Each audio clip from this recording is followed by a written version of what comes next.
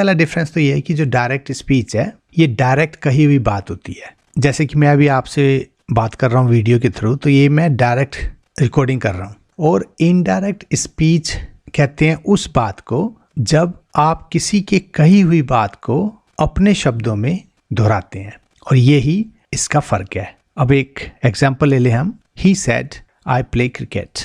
उसने कहा मैं क्रिकेट खेलता हूँ। अब इस बात को अगर उसका कोई दोस्त बोले तो वो कहेगा he said that he played cricket. उसने कहा कि वो क्रिकेट खेलता है। तो ये जो है इनडायरेक्ट स्पीच हो गई। अब हिंदी में भी हम इनडायरेक्ट स्पीच का प्रयोग करते हैं, जैसे कि राम ने मुझसे कल ये कहा था, हरि ने मुझसे परसों ये कहा था, उसने मेरे से बोला कि वो कहीं जा रहा है। ऐसे करके हम इनडायरेक्ट स्पीच का प्रयोग करते हैं। लेकिन एक डिफरेंस ये है कि जिस तरह से इंग्लिश में टेंस जो है चेंज होता है, उस तरह के चेंजेस हमारे हिंदी में हम इतना यूज़ नहीं करते। अब एक दो सेंटेंस हैं यहाँ पे, ये देखिए। मैंने आदि से पूछा तेरा एग्ज़ाम कब है।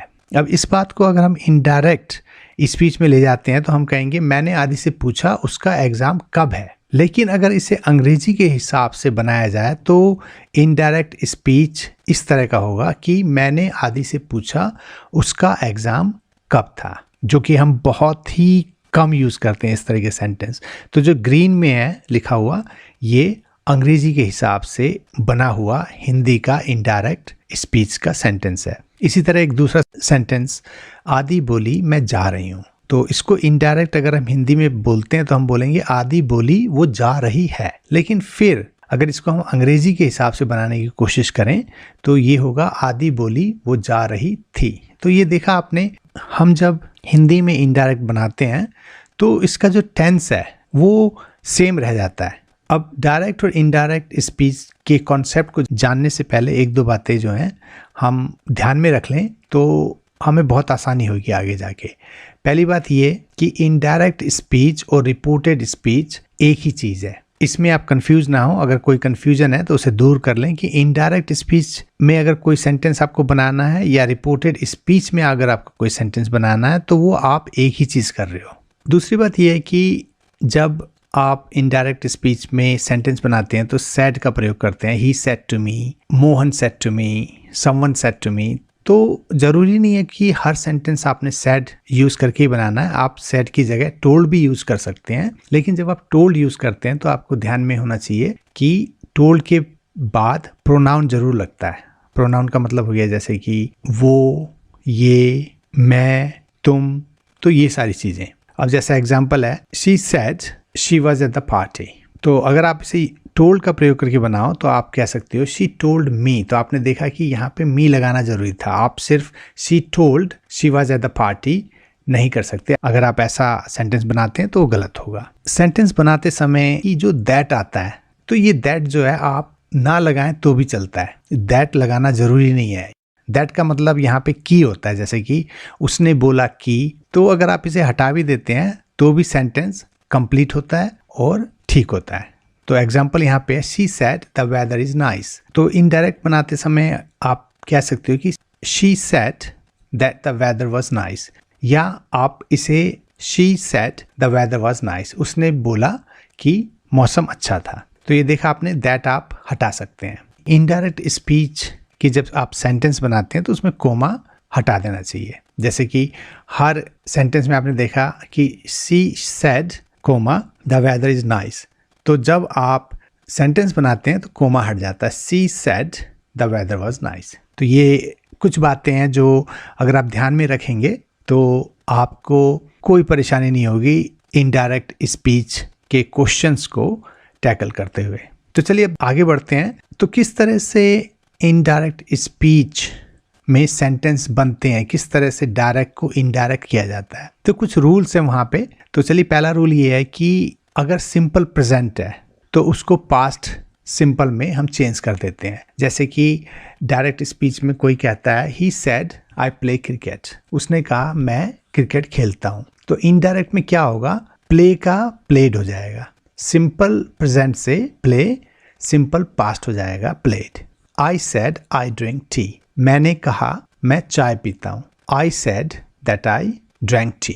तो ड्रिंक का यहाँ ड्रैंक हो गया। प्रेजेंट कंटिन्यूस जो है पास्ट कंटिन्यूस बन जाता है। तो प्रेजेंट कंटिन्यूस को आप किस तरह से पहचानते हैं कि उसमें इज, एम, आर जैसे शब्दों का प्रयोग होता है। तो उसको इज वाज बन जाता है और एम, आर जैसे वर्ब बन जाते हैं। तो डायरेक्ट स्पीच में देखिए, he said I am going to watch a movie. उसने कहा कि मैं एक मूवी देखने जा रहा हूँ। अब इज की जगह आपने वाज कर देना है। He said he was going to watch a movie. She said it's going to rain.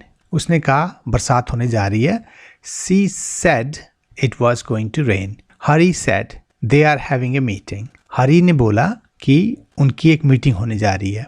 Hari said they were having a meeting. तो यहाँ आपने देखा कि इज की जगह वाज, एम की जगह वाज, आर की जगह वर जैसे शब्दों का फेरबदल करके इनडायरेक्ट स्पीच के सेंटेंस बनते हैं। अब present perfect becomes past perfect. तो प्रेजेंट परफेक्ट में हैज, हैव जैसे शब्दों का प्रयोग होता है और हैव, हैज को हैड में हमने चेंज करना होता है।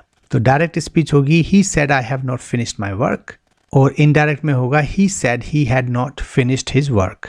तो आपने देखा हैव को हैड बना दिया गया है। Reema said the room has a beautiful painting. Reema said the room had a beautiful painting. अब present perfect continuous becomes past perfect continuous. तो प्रेजेंट परफेक्ट कंटिन्यूस में हैज बीन लगता है, हैव बीन लगता है, तो उसे हमने हैड बीन में चेंज करना है। He said I have been playing cricket a lot. उसने कहा कि मैं बहुत ज़्यादा क्रिकेट खेल रहा हूँ। ही सेड, अब इनडायरेक्ट में देखते हैं इसे, he had been playing cricket a lot. Reema said the room has been empty for some time. Reema said the room had been empty for some time. और अब हम आते हैं पास्ट इंडेफिनेट या सिंपल पास्ट जिसे बोलते हैं, को हमने पास्ट परफेक्ट में चेंज करना होता है। अब पास्ट इंडेफिनेट में वर्ब की दूसरी फॉर्म लगती है, जैसे कि प्लेड, वेंट, सेट, एट। तो इसको हमने पास्ट परफेक्ट बनाना होता है। तो पास्ट परफेक्ट में हैड लगता है। तो Tanveer said I saw Reema at the cinema. Tanveer ने कहा कि मैंने रीमा को सिनेमा पर देखा था। Tanveer said he had seen Reema at the cinema. तो हैड सीन, सो का सीन हो गया और हैड लग गया आगे। तो इस तरह से पास्ट इंडेफिनेट में जो डायरेक्ट स्पीच होती है उसे पास्ट परफेक्ट करके इनडायरेक्ट स्पीच बनाई जाती है। अब पास्ट परफेक्ट का अगर कोई सेंटेंस है डायरेक्ट स्पीच में तो उसमें कोई चेंजेस नहीं आती, क्योंकि वहाँ चेंज करने के लिए कुछ है ही नहीं। ठीक है, क्योंकि पास्ट परफेक्ट में हैड लगता है और हैड को आप किस में चेंज करोगे। तो इसलिए अगर पास्ट परफेक्ट का कोई सेंटेंस है डायरेक्ट में तो वो सेम रहता है। जैसे कि Rohit said I had already gone home. Rohit ने कहा मैं पहले ही घर जा चुका था। अब इनडायरेक्ट में उसे आप कहोगे Rohit said he had already gone home. अब हम आते हैं फ्यूचर इंडेफिनिट पे। फ्यूचर इंडेफिनिट जिसे आप सिंपल फ्यूचर भी बोल सकते हो, इसमें डायरेक्ट स्पीच की जो ऑक्सिलरी वर्ब्स हैं जैसे कि विल और शैल, ये इनडायरेक्ट स्पीच में जाके वुड और शुड में चेंज हो जाते हैं। जैसे कि Rohit said I will write a letter to my company. Indirect speech में Rohit said he would write a letter to his company. Mohan said we shall not fail. Indirect speech में Mohan said they should not fail. तो देखा आपने कैसे will और शैल को आप would और शुड में चेंज करते हैं। अब हम आते हैं मॉडल वर्ब्स पे, जैसे कि कैन, मस्ट, मे। ये जो हैं कुड, मस्ट, माइट में बदल जाते हैं। वैसे मस्ट जो है दोनों अवस्थाओं में मस्ट ही रहता है। तो डायरेक्ट स्पीच में अगर कोई मॉडल वर्ब है, अगर हम एग्जाम्पल के रूप में लेना चाहें तो इस सेंटेंस को देखें आप, Kuldeep said you can trust me. और इनडायरेक्ट स्पीच में Kuldeep said I could trust him. तो कैन जो है कुड में चेंज हो गया। Kripa said I may go there on Sunday. Kripa ने कहा मैं वहाँ संडे को जाऊँगा। कृपा सेड ही माइट, तो मे जो है माइट हो गया है। अब अगर टाइम जैसे कि टुमारो, यस्टरडे, लास्ट वीक जैसे शब्द प्रयोग होते हैं जो समय दिखाते हैं, तो उनको कैसे प्रयोग करें डायरेक्ट और इनडायरेक्ट स्पीच में। तो डायरेक्ट में क्या होता है, जैसे कि सेंटेंस है Kumar said I am going to see my sister tomorrow. मैं अपनी बहन को देखने कल जा रहा हूँ। और इनडायरेक्ट में Kumar said he was going to see his sister the following day, मतलब दूसरे दिन। तो टुमारो जो है फॉलोइंग डे में चेंज हो गया है। Kripa said I went there yesterday. Kripa ने कहा कि वो कल वहाँ गया था, और इनडायरेक्ट स्पीच में Kripa said he had gone there day before yesterday, तो यस्टरडे डे बिफोर यस्टरडे में चेंज हो गया है। Hari said I read a book last week. Hari said he had read a book previous week. तो इन शब्दों को प्रयोग करके आप डायरेक्ट को इनडायरेक्ट स्पीच में चेंज कर सकते हैं। अगर कोई ऐसी चीज़ है जो हमेशा चलती रहती है, एक आदत है, कभी बदलती नहीं है, उसका जो रूटीन है वो एक सा रहता है, तो ऐसी चीज़ों में इनडायरेक्ट स्पीच में भी ये सेम ही रहता है। जैसे कि the sun rises from the east, जो सूर्य है पूर्व से निकलता है। तो जब हम इसे चेंज करते हैं तो मान लीजिए Anita said the sun rises from the east, सूर्य पूर्व से निकलता है। I brush my teeth every morning. He said he brushes his teeth every morning. तो ऐसी कोई भी चीज़ जो हमेशा एक किस्म से ही रहती है या एक किस्म की आदत दिखाती है, तो उसे इनडायरेक्ट स्पीच में भी चेंज करने की ज़रूरत नहीं होती। अब अगर क्वेश्चंस हैं डायरेक्ट स्पीच में, तो उसे इनडायरेक्ट में कैसे चेंज करें?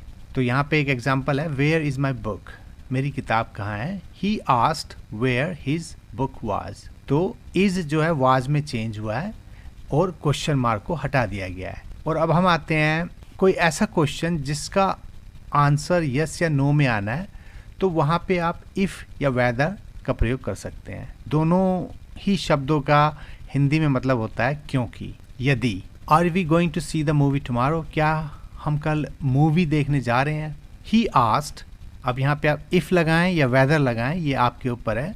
दोनों ही शब्दों में ये सेंटेंस ठीक होगा। He asked whether we were going to see the movie the following day. तो दोस्तों ये था डायरेक्ट और इनडायरेक्ट स्पीच पे हमारा वीडियो।